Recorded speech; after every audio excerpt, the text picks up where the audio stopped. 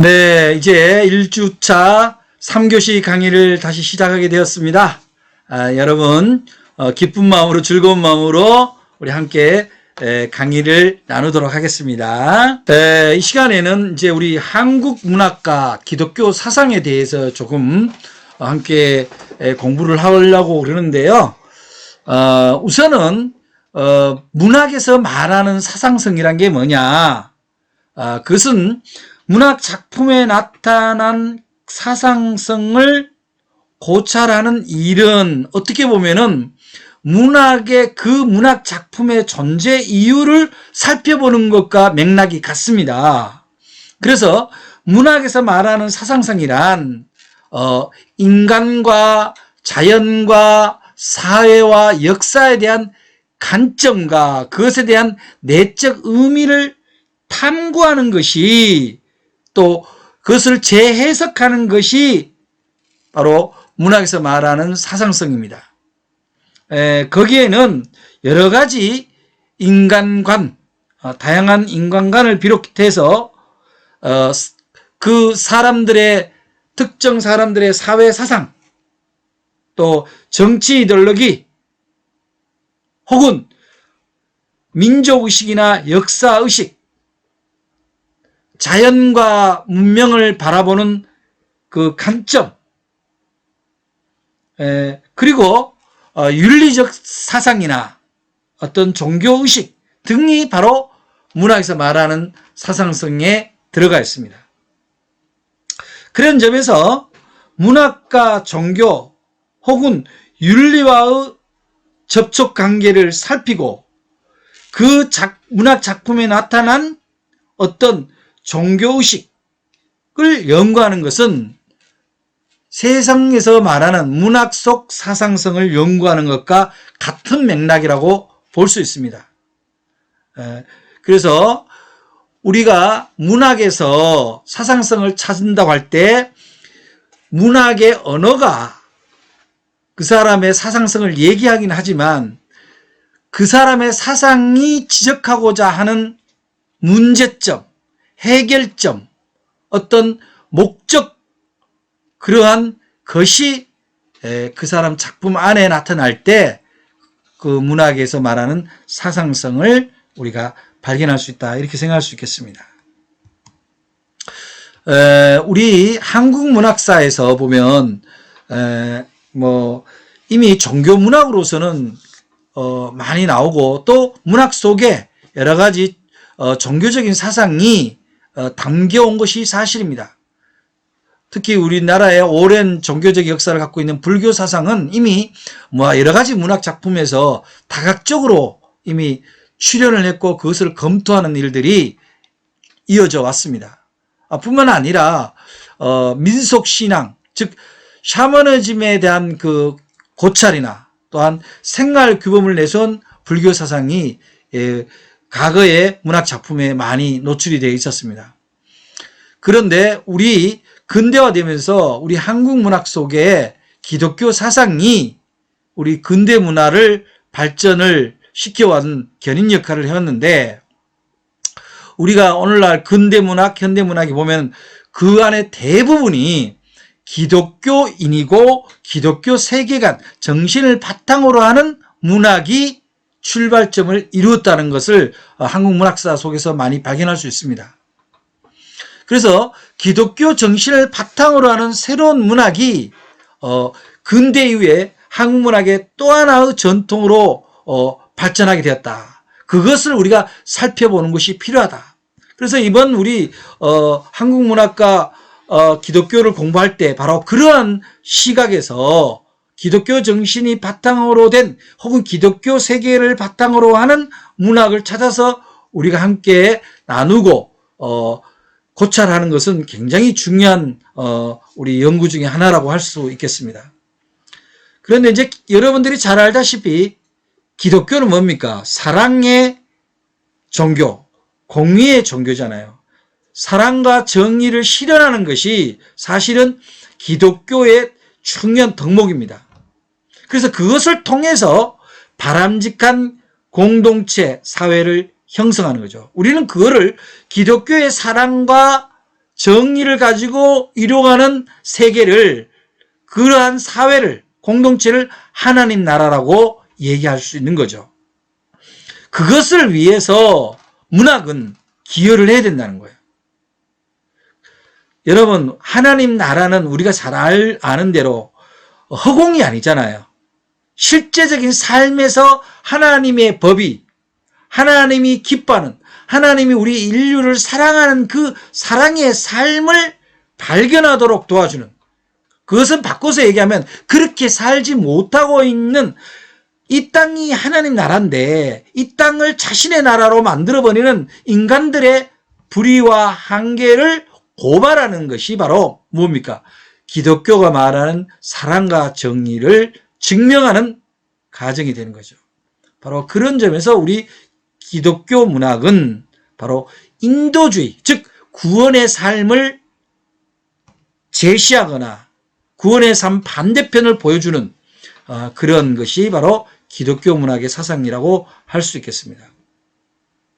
특히 우리가 믿는 기독교의 사상은 현대 사회가 갖고 있는 그 물질 문명의 팽창주의, 한 개인이나 집단의 그 도덕적인 타락, 이러한 병들어가고 있는 인간과 사회를 구제할 수 있는 영적인 또 실천적인 자산이 바로 우리가 믿고 있는, 우리가 갖고 있는 기독교 사상의 핵심이라고 할 수 있을 겁니다. 이것이 한국 문학 속에서 이렇게 역사적으로 어떻게 구현되는지 한번 살펴보겠습니다. 한국 문학 이렇게 130년 기독교 문학 역사를 보면은 상당히 많은 발전이 있어 왔습니다. 여기서 한국 문학 속의 기독교 문학의 역사를 다 논할 수는 없고, 우선 간단히 보면 우리나라 사실은 문학이, 근대 문학이 발달하게 된 것은 개신교가 들어오고 선교가 초기 선교가 이루어지고 성경의 보급과 어떤 전도를 위해서 문명을 깨치는, 여성과 무학자들을 위해서 문명을 깨치는 초기 선교사와 기독교인들의 노력이 있었습니다. 그래서 그 노력에 의해서 그 안에 있는, 성경 안에 있는 이야기를 우리말로 알기 쉽게 전달하는 과정을 통해서 그 신앙 풍토, 문화, 거기서 신문화를 경험한 초대 신자 혹은 젊은이들이 이제 상상을, 기독교적 상상을 가지고 글을 쓰게 된 거죠. 물론 이제 거기 성경을 번역한다든가 찬송가를 번역한 데도 있지만, 그 당시에는 이제 우리나라 최초의 신문인 독립신문이나 또 대한매일신보나 경향신문 등의 이 초대 문인들이 기독교 사상이 들어있는 개화된 노래, 시들을 읽고 또 복음하기 시작했습니다. 또는 우리가 잘 아는 육당 최남선 선생의 말하자면 근대시, 신시에도 기독교 사상과 민족주의 사상을 잘 결합한 작품들을 최남선 선생이 많이 발표를 했죠. 해에게서 소년에게라든지 꽃두고라든지 대한소년 등 이런 것들이 바로 육당 최남선 선생의 근대문학 속에 들어있는 기독교 세계관입니다. 여러분 화면에 위에 오른쪽 상단에 있는 분이 바로 육당 최남선 선생의 젊은 시절의 모습입니다. 그 다음에 이제 소설 분야에 있어서는 초대의 안국선 선생입니다. 안국선 선생 역시 금수회의록은 민족 사상을 가지고 어떤 열강들의 어떤 우리 조선을 침탈하거나 그러한 것들에 대한 경계, 또 그러한 것을 민중들에게 알리기 위해서 쓴 작품이고요. 그와 함께 다정, 다한, 고목화, 몽조, 성산, 명경 등에도 안국선 선생의 기독교 사상이 잘 녹아져 있는 걸로 문학 역사가들은 평가하고 있습니다. 또한 그렇게 초기 근대 신문학의 시기를 좀 지나서 이제 현대문학으로 이르게 될 때 초기 현대문학의 기독교 세계를 잘 나타낸 소설가가 바로 이강수, 전영택, 시문, 박계주, 염상섭, 박영준, 김동리, 항순원 이런 문어들이죠. 시에서는 정지용 선생, 윤동주, 역시 또 시문, 유치한, 박목올, 박두진, 김현승 선생이 바로 우리나라 초창기 현대 문학의 속에 기독교 세계관을 담은 시인이라고 할 수 있을 것입니다. 그래서 우리가 이제 그런 초기 기독교 사상의 문학을 우리가 쭉 살펴봤지만 이제 앞으로 우리가 함께 공부하면서 현대문학 속에서 기독교 세계관 혹은 기독교 정신이 구현된 작품들을 함께 나눌 기회가 있을 겁니다.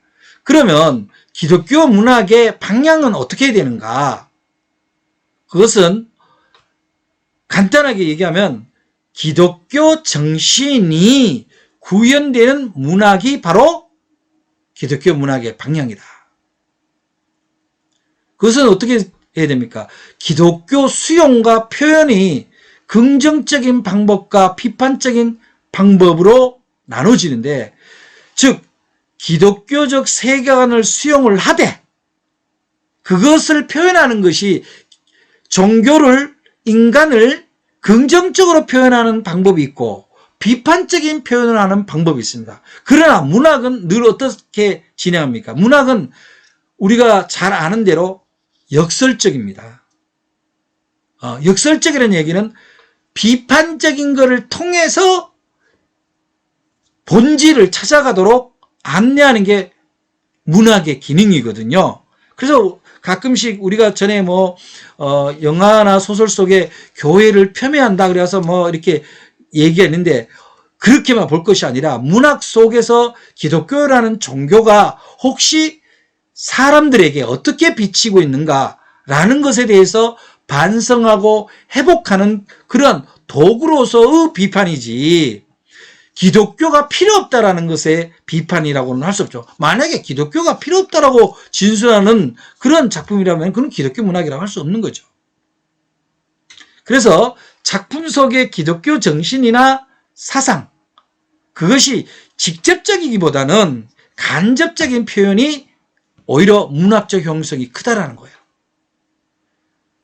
그러니까 그 스토리 속에 혹은 표현 속에 보이지 않게 성육화된 신앙의 어떤 역설적인 표현, 파라독스가 있는 작품을 쓰는 것이 오히려 기독교 세계관이 더 잘 선명하게 나타날 수가 있다는 거죠.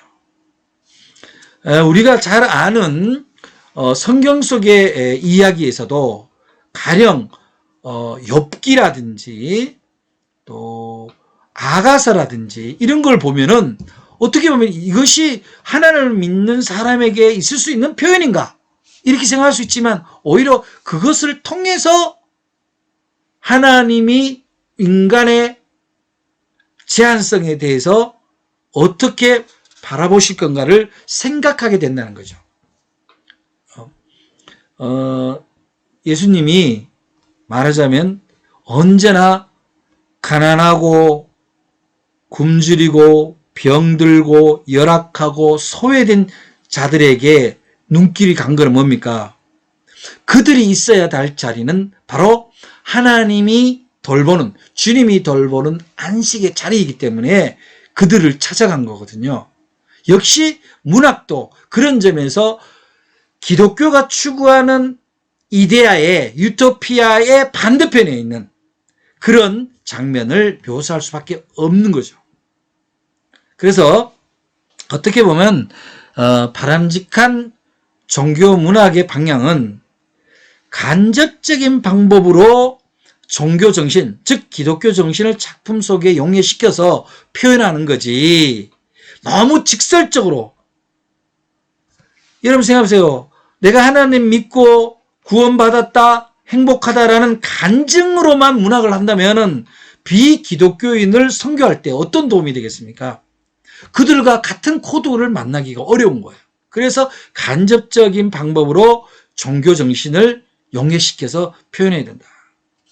또한 그러한 기독교 정신을 표현할 때 녹여서 좀 한축적인 걸로 일반 독자들한테 감동을 줘야지 교리를 설명하거나 혹은 교회의 규칙을 윤리적인 잣대를 계속 설명하는 글을 쓰게 되면은 그것은 사실은 독자들에게 감동을 주기보다는 간념적으로 바라보게 된다.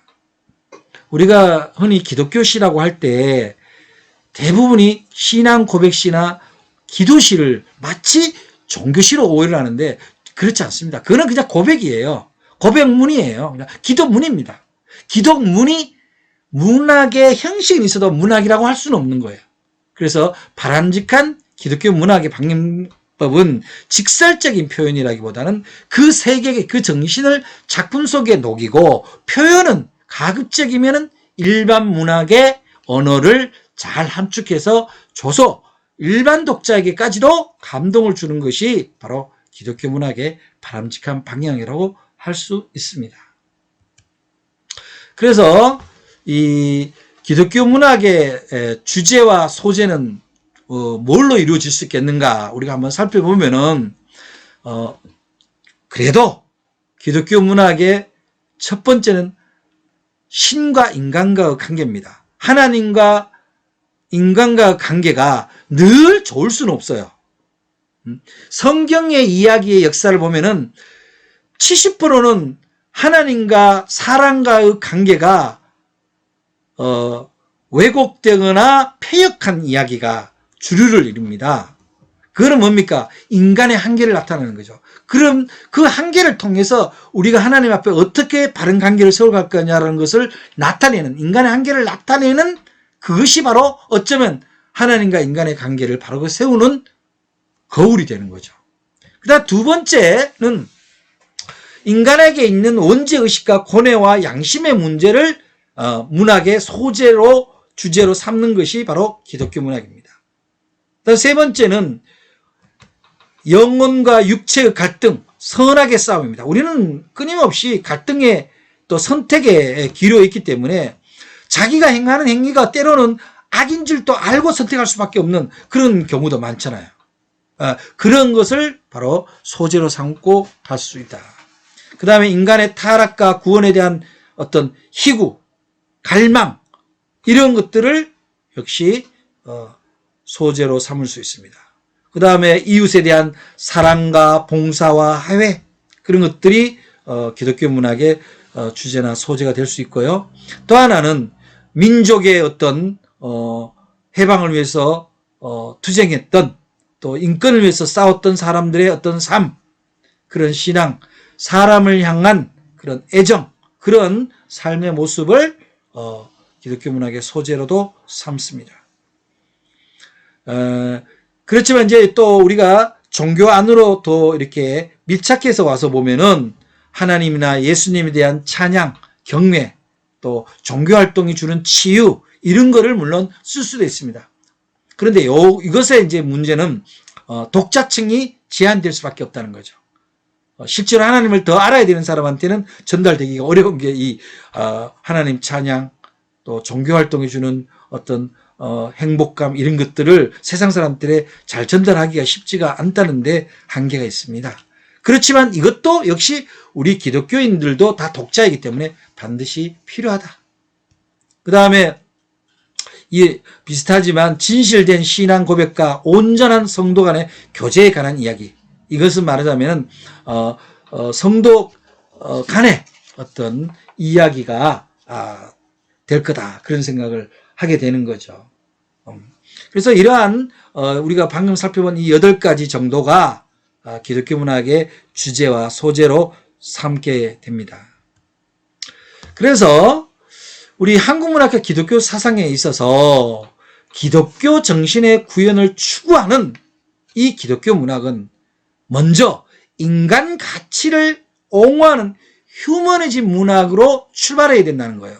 무조건 신에 대한 옹호, 찬양으로 출발을 해버리면 인간들은 신과 한없이 멀어져 있기 때문에 접근이 안 돼요. 그래서 먼저 인간 가치를 옹호하는 휴머니즘 문학으로서 기독교 문학이 출발해야 되고, 그 다음에 인간의 존엄성을 회복하는 인간화의 문학이 되어야 됩니다. 그런데 그 인간화라는 것이 뭡니까? 사람 안에 영혼이 회복되어야 된다는 거죠. 영혼이 회복되려면 결국은 기독교 사상이 필요하게 되는 겁니다. 그런데 인간의 존엄성을 먼저 찾는 그런 여정으로서, 탐구로서 문학이 나타날 때 사람들이 기독교에 대한 관심이 생기게 됩니다. 또 인간 존재의 새로운 의미를 천착하는 내면 탐구의 문학이 되어야 된다는 거예요. 말하자면은 독자와 작가 자신이 자기 자신에 대해서 좀 더 들여다보는 그런 내면 탐구를 이끌어주는 문화예요. 이런 것에는 시와나 에세이 같은 작품들이 있겠죠. 또 독자들을 정신적으로 일깨워주는 계몽문학, 또 사람들의 영안이 열리도록, 눈이 열리도록, 지혜가 열리도록 인도하는 문학이 되어야 우리 기독교 정신이 구현되는 문학이 됩니다. 물론 이 문학은 세상과 문학과 구분되지 않습니다. 그래서 기독교 문학은 어떻게 보면 기독교 세계관을 담은 문학이라는 거지, 기독교를 홍보하는 문학은 아니다. 기독교 세계를 담되 인간의 가치를 옹호하는 문학으로서 갈 때 기독교 정신이 온전히 구현될 수 있다. 이렇게 볼 수 있습니다. 이제 1주차 제3교시 강의를 마치고 이제 다음 주에 2주차 강의에서 만나겠습니다. 고맙습니다.